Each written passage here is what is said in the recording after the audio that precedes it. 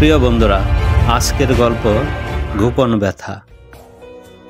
Market থেকে যখন বাসায় ফিরছিলাম তখন হঠাৎ খেয়াল করি একটা আবাসিক হোটেল থেকে আমার স্বামী আর আমার আপন ছোট বোন অনু বের হচ্ছে। ওদের একসাথে দেখে আমি যখন হাসি মুখে ওদের ডাকতে যাব তখন হঠাৎ মনে হলো ওরা এই হোটেলে কী করে। হোটেলটা আমার পূর্ব পরিচিত। এই হোটেলের খোঁজ পিয়াস আমার স্বামী সর্বপ্রথম আমায় দিয়েছিল। ভার্সিটিতে পড়া অবস্থায় আমরা দুজনকে বিয়ে করে ফেলি। তারপর প্রায় সময় এই হোটেলে এসে আমরা একান্তে কিছুটা সময় কাটাতাম। কিন্তু এত বছর পর পিয়াস সেই হোটেলে আমার ছোট বোনের সাথে মুহূর্তের মাঝে আমার হাসি মুখটা বদলে গেল। আমার কাছে মনে হচ্ছিল আমি এই মুহূর্তে রিক্সা থেকে পড়ে যাব। রিক্সাওয়ালা কয়েকবার আমার দিকে ফিরে বলল, আফা, কোনো সমস্যা? কিন্তু আমি কোনো উত্তর দিলাম না। আমি স্তব্ধ হয়ে শুধু বসেছিলাম। রাত 8টার দিকে পিয়াস বাসায় এসে কলিং বেল বাজালো। আমি দরজা খুলে হাসি মুখে পিয়াসের দিকে হাতটা বাড়িয়ে বললাম, দাও পিয়াস। পকেটে হাত দিয়ে অবাক চোখে আমার দিকে তাকিয়ে বলল, শ্রাবণী, খুব বড় ভুল হয়ে গেছে। আজ তোমার জন্য ফুল আনতে ভুলে গেছি। আসলে অফিসে কাজের এত প্রেশার ছিল যে দম নেওয়ার সুযোগ পাচ্ছিলাম না। আমি হাসতে হাসতে পিয়াসকে বললাম, আরে তুমি এমন করছো কেন? ভুল তো হতেই পারে। যাও, তুমি ফ্রেশ হয়ে আসো, আমি টেবিলে খাবার দিচ্ছি। চুলায় তরকারি গরম দিয়ে আমি ভাবতে লাগলাম পিয়াসের কথা। এত বছর সংসার জীবনে আজকে প্রথম এমন হলো। পিয়াসের সাথে আমার দেখা হয়েছে, অথচ আমায় কোনো ফুল দেয়নি।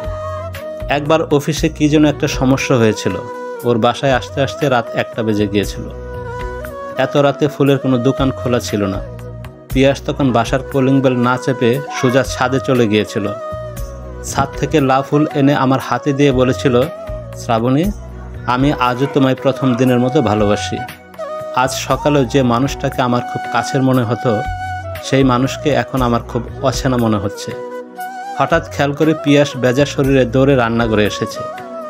আমি পিয়াসের দিকে তাকিয়ে বললাম, কি হয়েছে? পিয়াস বিস্ময়ের চোখে আমার দিকে তাকিয়ে বলল, কি হয়েছে তুমি বুঝতে পারছো না? আমি ওয়াশরুম থেকে পুরা গন্ধ পেয়ে ছুটে আসলাম, আর তুমি রান্নাঘরে থেকে বুঝতে পারলে না? পিয়াসের কথা শুনে আমি চুলার দিকে তাকিয়ে দেখি তরকারি পুড়ে কয়লা হয়ে গেছে, অথচ সেই দিকে আমার কোনো খেয়াল ছিল না। আমি পিয়াসকে তখন বললাম, তুমি গোসলে যাও, আমি অন্য তরকারি গরম করে দিচ্ছি। আমার পাশে পিয়াস বিভোর হয়ে ঘুমোচ্ছে, অথচ আমি ঘুমাতে পারছি না। শুধু আমার চোখ দিয়ে অনবরত জল গড়িয়ে পড়ছিল।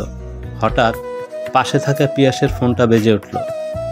ফোনের স্ক্রিনের দিকে তাকিয়ে দেখে আমার ছোট বোন অনুর নাম্বারটা জল জল করে ভাসছে। আমি তখন চোখটা বন্ধ করে শুয়ে রইলাম। পিয়াস ঘুম থেকে উঠে ফোন হাতে নিয়ে চুপিসারে অন্য রুমে চলে গেল, আর আমার তখন চোখের জলে বালিশ ভিজে যাচ্ছিল। পরের দিন বিকালে আমার ছোটবেলার বান্ধবী মালিহা আমায় ফোন দিল। ইচ্ছে না থাকা সত্ত্বেও আমি ফোনটা রিসিভ করে হ্যালো বলতেই অপর পাশ থেকে মালিহা হাসতে হাসতে বলল, বান্ধবী, আজ একটা মজার ঘটনা ঘটেছে রে। রেস্টুরেন্টে গিয়েছিলাম খেতে, হঠাৎ খেয়াল করি তোর স্বামী একটা মেয়েকে নিয়ে রেস্টুরেন্টে বসে আছে। পিছন থেকে মেয়েটার খোলা চুল দেখে মনে করেছিলাম মেয়েটা তুই। আমি দুষ্টুমি করে চুল ধরে টান দিলাম।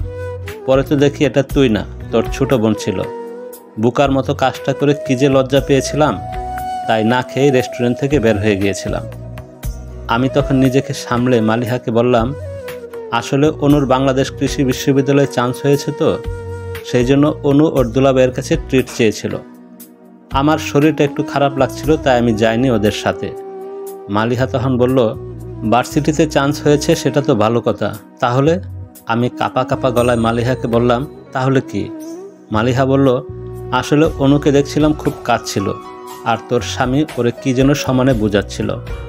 আমি হাসতে হাসতে তখন বললাম, আরে পিয়াস নিশ্চয়ই অনুকে দুষ্টমি করে বলেছিল ওকে কৃষি বিশ্ববিদ্যালয়ে ভর্তি করাবে না, ওরে ঢাকায় ইডেন কলেজে ভর্তি করাবে। এই জন্যই হয়তো অনুর আগে কেঁদে দিয়েছিল।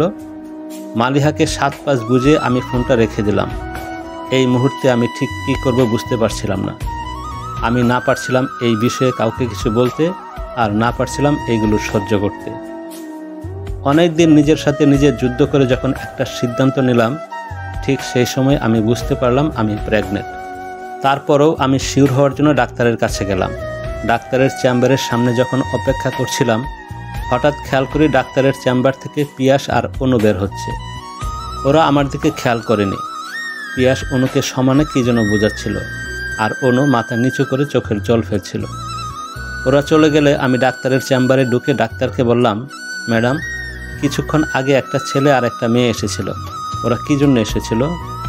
ডাক্তার তখন বলল, মেয়েটার পিরিয়ড হচ্ছিল না, ওরা ভেবেছিল প্রেগনেন্ট কিনা, তাই এসেছিল। কথাটা শোনার পর আমার সারা শরীর কাঁপতে লাগলো। আমি অনেক কষ্টে নিজেকে সামলে ডাক্তারকে বললাম, মেয়েটা কি প্রেগনেন্ট? ডাক্তার হেসে বলল, আরে না। আমি আর কিছু না বলে চেম্বার থেকে বের হয়ে আসলাম। বাসায় এসে দেখি পিয়াস বাসাতে। আমার দিকে পিয়াস রাগী চোখে তাকিয়ে বলল, তোমার সমস্যা কি? এতবার কল দিয়েছি, ফোন রিসিভ করছিলে না কেন? চিন্তায় তো আমার অবস্থা খারাপ হয়ে যাচ্ছিল। আমি হেসে পিয়াসের দিকে তাকিয়ে বললাম, বাবা, আমার জন্য তোমার খুব চিন্তা হয়? মানে কিছু না, শুধু এটা শুনে রাখো, আমার ইচ্ছা করছে তোমার মুখে থুতু ফেলতে, কিন্তু ফেললাম না। তোমার কি মাথা ঠিক আছে? কি যাতা বলছো? আমি চিৎকার করে তখন বললাম, আমার মাথা ঠিক আছে, কিন্তু তোর মাথা ঠিক নেই। তোর মাথা ঠিক থাকলে আমার ছোট বোনটার সাথে এমন করতি না। আমাকে তোর ভালো লাগে না মানলাম, দুনিয়াতে কি মেয়ের অভাব ছিল? তুই অন্য মেয়ের কাছে যেতি, আমি নিজ থেকে তোর জীবন থেকে সরে যেতাম, কিন্তু তুই তা না করে আমার আপন ছোট বোনটার কাছে গেলি। আরে আমার এই বোনটা তোকে বাই বলে ডাকতো, আর তুই তাকে নিজের লালসার শিকার বানাইলি। আমার কথা শুনে পিয়াস মাথা নিচু করে চুপচাপ দাঁড়িয়ে রইল। আমি আর কিছু না বলে বাসা থেকে বের হয়ে গেলাম।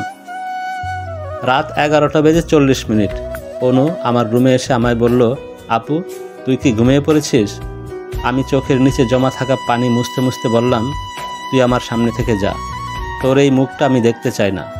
অনু কিছু না বলে চুপচাপ আমার পায়ের কাছে এসে বসলো। আমি রাগে অনুকে বললাম, তুই আমার সামনে থেকে যা বলছি, তা না হলে লাথি মেরে খাট থেকে ফেলে দেব।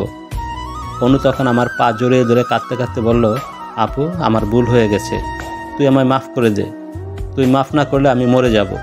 আমি তখন অনুর গালে থাপ্পড় মেরে বললাম, তুই কেন মরবি? মরবে তো ও, যে তোর সাথে এমন করেছে। পিয়াসকে আমি কখনোই ছাড়ব না। অনু আমার পা ছেড়ে চোখের জলটা মুছতে মুছতে বলল, পিয়াস ভাই কী করলো মানে? তোর সাথে এত বড় অন্যায় করেছে, আমায় ঠকিয়েছে। আরে পিয়াস ভাই কখন আমার সাথে অন্যায় করলো? বরং পিয়াস ভাই আমার সাথে না থাকলে আমি এতদিনে মরে যেতাম। হোটেলে যখন শিহাবের সাথে ধরা খেয়েছিলাম, তখন পিয়াস ভাই আমাকে হোটেল থেকে ছাড়িয়ে নিয়ে এসেছিল। ভুলবশত শিহাবের সাথে আমার শারীরিক সম্পর্ক হয়ে যায়। এই জন্য বারবার আমার মনে ভয় হচ্ছিল আমি প্রেগনেন্ট হয়ে যাই কিনা। আমার মনের ভয় দূর করার জন্য পিয়াস ভাই আমাকে ডাক্তারের কাছে নিয়ে গিয়েছিল। কয়েকদিন আগে আমাকে সাথে নিয়ে রেস্টুরেন্টে বসে পিয়াস ভাই শিহাবের বাবা মার সাথে সব কথা খুলে বলেছিল। ওনারা বলেছে বিয়ের প্রস্তাব পাঠাবে। আমি অনুর গালে আরেকটা থাপ্পড় মেরে বললাম, এই কথা এতদিন আমায় বলিসনি কেন? অনু গালে হাত রেখে বলল, আসলে আপু, আমি ভয় পেয়ে গিয়েছিলাম, তাই পিয়াস ভাইকে সবার আগে বলেছিলাম। পিয়াস ভাই তখন আমায় বলেছিল কাউকে কিছু না বলতে, উনি সব ব্যবস্থা করে আস্তে আস্তে সবাইকে জানাবে। আজ তোকে রেগে মেগে বাসায় আসতে দেখে ভাবলাম পিয়াস ভাই তোকে বিষয়টা জানিয়েছে, তাই তো তোর কাছে মাফ চাইতে আসলাম। আমি অনুকে বললাম, তুই এখন আমার সামনে থেকে যা, তুই হলি একটা গাদি আর তোর পিয়াস ভাই হলো একটা রাম ছাগল। আর এই মুহূর্তে তোর শাস্তি হলো, তুই এখন তোর পিয়াস ভাইয়ের জন্য খিচুড়ি রান্না করবি। মানে? এত রাতে রান্না করব? তোকে যা বলছি তা কর গিয়ে। অনু চলে গেলে আমি পিয়াসকে ফোন দিলাম। পিয়াস ফোনটা রিসিভ করে হ্যালো বলতে আমি ওকে বললাম, তুই এখনই বাসায় আসবি। পিয়াস শান্তভাবে বলল, কেন, আমার মুখে থুতু দিতে? এই কথা শুনে আমি কাঁদতে কাঁদতে বললাম, তোর মুখে থুতু দিতে না, তোর কপালে চুমু দিতে ডাকছি।